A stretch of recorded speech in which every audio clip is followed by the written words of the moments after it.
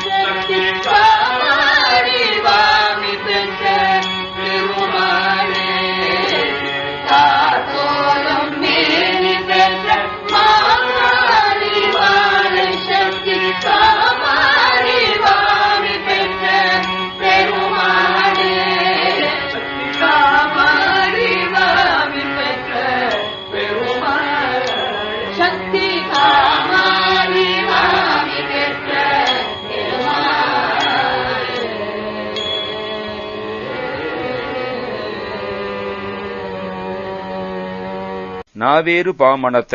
சுவாமிமலை திருப்புகழ். நாவேறு பாமணத்த பாதாரமே நினைத்து நாலாறு நாலு பற்று வகையான. சிறந்த அன்பர்களுடைய நாவில் ஊறிய பாடல்களின் மனம் வீசுகின்ற உனது பாதார விந்தத்தையே நினைத்து நாலாறு நாலு பற்று, நாலாறும் 24, ஒரு நாளும் கூடிய அகது 28 வகையானவையும், நாலாறும் ஆகமத்தின் நூலாய ஞான முக்தி,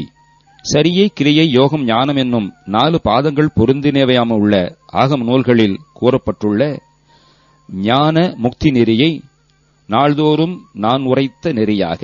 நாள்தோறும் நான் அனுஷ்டிக்கும் நெறியாகவும், நீ வேறெனாதிருக்க நான் வேறெனாதிருக்க நேராக வாழ்வதற்கு உன் அருள் கூற, நீ வேறு நான் வேறு என்னும் பிரிவு இல்லாது ஜீவாத்மாவும் பரமாத்மாவும் ஒன்றுபட்ட நிலையாகி நேர்பட்டு வாழ்வதற்கு உனது திருவருள் பெருகி மிக, நீடார் ஷடாதரத்தின் மீதே பராபரத்தை நீ காண் என அனைச்சொலருள்வாயே. பரந்துள்ள 6 ஆதாரங்களின் மேற்பட்ட நிலையிலே பராபரப் பொருளை நீ காண்பாயாக என்ற அந்த ஐக்கிய வசனத்தைச் சொல்லி உபதேசித்து அருளுக. சேவேரும் ஈசர் சுற்ற மா ஞான போத புத்தி சீராகவே உரைத்த குருநாதா, ரிஷபத்தின் மேல் ஏறும் சிவபெருமான் வலம் வந்து நிற்க சிறந்த ஞான அறிவு உபதேசத்தை செம்மையாகவே சொன்ன குருநாதனே, தேரார்கள் நாடு சுட்ட சூரார்கள் மாளவிட்டு தீரா குஹா குரத்தி மணவாளா, பகைவர்களின் நாடுகளை சுட்டு அழித்த சூரர்களை இறக்கும்படி வெட்டின தீரனே, குஹனே குரத்தி வள்ளியின் மணவாளனே, காவேரி நேர்வடக்கிலே வாவி பூமணத்த காவார் சுவாமி வெற்பின் முருகோனே, காவேரியாற்றின் நேர்வடக்கே தடாகங்களிலே தாமரை ஆதிய பூக்களின் மனம் வீசும் சோலைகள் நிறைந்த சுவாமிமலை முருகனே, கார்போலும் மேனி பெற்ற மா காளி வாலை சக்தி காமாரி வாமி பெற்ற பெருமாளே, கரியும் மேகம் போன்ற மேனியை உடைய பெருமை வாய்ந்த காளி, பாலப் பருவத்தினள் என்னும் இளையாள், சக்தி மன்மதனை எரித்தவள், அழகி அல்லது காமனை எரித்த சிவனது இடதுபாகத்திலே இருப்பவள் பெற்ற பெருமாளே, பரந்துள்ள ஆதாரங்களின் மேற்பட்ட நிலையிலே பராபரப் பொருளை நீ காண்பாயாக என்ற அந்த ஐக்கிய வசனத்தைச் சொல்லி உபதேசித்து அருளுக.